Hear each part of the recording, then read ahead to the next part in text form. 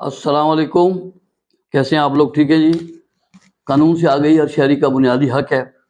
तो आज आपको एक आगाही एक हवाले से बताते हैं। आज एक और केस के हवाले से आज कोई एक केस आया, तो उनका मामला ये था कि उन्होंने मुझे बताया कि जी हम अपनी सोसाइटी में कोई प्लॉट था, तो वो कह रहे हैं कि मेरे नाम पे अटॉर्नी बाहर से आई हुई थी, तो मैं वो प्लॉट उनके नाम पे ट्रांसफ़र करवाने के लिए सोसाइटी में गया हूँ। तो सोसाइटी वालों ने कहा कि भई ये अटॉर्नी जो है ना आपकी रजिस्टर्ड नहीं है, तो इसलिए हम आपकी ये अटॉर्नी आप यहाँ इस्तेमाल नहीं कर सकते और बज़रिए अटॉर्नी आप ट्रांसफ़र नहीं करवा सकते। हम वहाँ से आ गए हैं, फिर जब रजिस्ट्रेशन के लिए मालूमात की है तो उन्होंने कहा जी जो अटॉर्नी है ये कैंसिल हो चुकी है। अब असल में वो मेरे पास आए तो अब ज़ाहिर है कि उसका हमने वो करना है मामला जो भी है। लेकिन अब आपको मैं एक बात बता दूँ इसी हवाले से कि जो भी अटॉर्नी गैर मुल्क से आएगी, उसका तरीक़ेकार ये होगा कि वो उस मुल्क से जब अटॉर्नी वहाँ से वो एम्बेसी से उसको अटेस्ट करवाएंगे बाहर मुल्क में, और वो अटॉर्नी जो है फिर पाकिस्तान में आएगी उसके पास जिसके नाम पे उन्होंने वो अटॉर्नी भेजी है। उनके पास जब आ जाएगी अटॉर्नी तो वो उस अटॉर्नी को लेके जाएंगे फॉरेन ऑफिस के अंदर।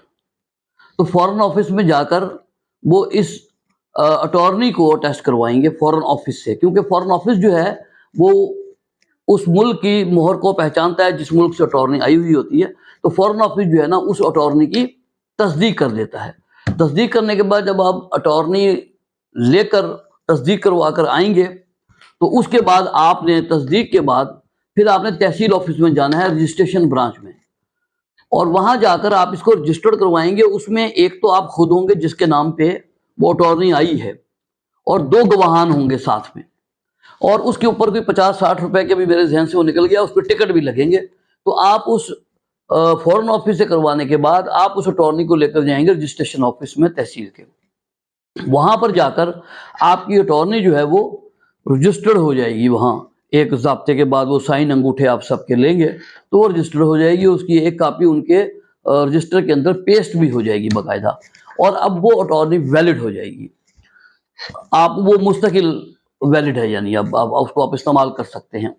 लेकिन अब इस अटॉर्नी को जो बाहर से आती है, इसको 3 महीने के अंदर अंदर आपने इसको रजिस्टर्ड करवाना होता है।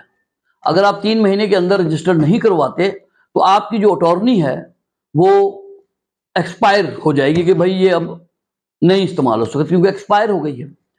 और सिर्फ डिप्टी कमिश्नर के पास ये इख्तियार है कि जो अटॉर्नी इस तरीके से एक्सपायर हो जाए तो डिप्टी कमिश्नर जो है वो रजिस्ट्रेशन एक्ट के तहत उसके पास पावर्स हैं कि वो टाइम को एक्सटेंड कर सकता है। कि यानी आप वहाँ जाकर एक एप्लीकेशन दे के जी अटॉर्नी बाहर से आई थी, उसके बाद हमें पता नहीं था प्रोसीजर का, तो वो जनाब वो फॉरेन ऑफिस से भी हमने टेस्ट नहीं करवाई थी और रजिस्टर भी नहीं करवाया था।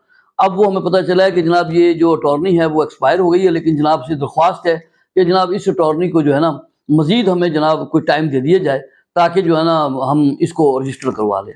अगर डिप्टी कमिश्नर साहब उनके पास चूँकि इख्तियारात हैं, अगर वो आपकी अटॉर्नी को मज़ीद आपको टाइम एक्सटेंड कर देते हैं, बढ़ा देते हैं, उनके पास चूँकि इख्तियार है, तो आप अगर वो बढ़ा देते हैं तो फिर आप वहाँ से जाकर मतलब वहाँ से ये लेकर उनकी मतलब मंजूरी, तो वो फिर आप रजिस्ट्रेशन ऑफिस में जाएंगे और अपनी अटॉर्नी को वहाँ पर रजिस्टर करवा देंगे। तो इस तरीके से आपका एक रजिस्ट्रेशन का अमल जो है वो मुकम्मल हो जाएगा। तो ये एक मालूमात थी जो मैंने आपको बता दी है कि रजिस्ट्रेशन जब भी बाहर से आए फ़ौरन उसको फॉरेन ऑफिस से अटैच करवाएं, फिर तहसील ऑफिस में रजिस्टर्ड करवाएं, फिर वो वैलिड हो जाएगी। वरना किसी भी ऐसे मौके के ऊपर अगर आपके इल्म में नहीं है और आप अटॉर्नी को ही लेकर जाएंगे और आपने कहीं सौदा किया हुआ है तो आपके लिए मसाइल खड़े हो सकते हैं, क्योंकि उस टाइम वो इस्तेमाल नहीं हो सकते। लिहाजा मैंने बता दिया है कि बाहर जो भी अटॉर्नी आएगी वो किस तरीके से रजिस्टर करवाई जाएगी। अस्सलाम वालेकुम।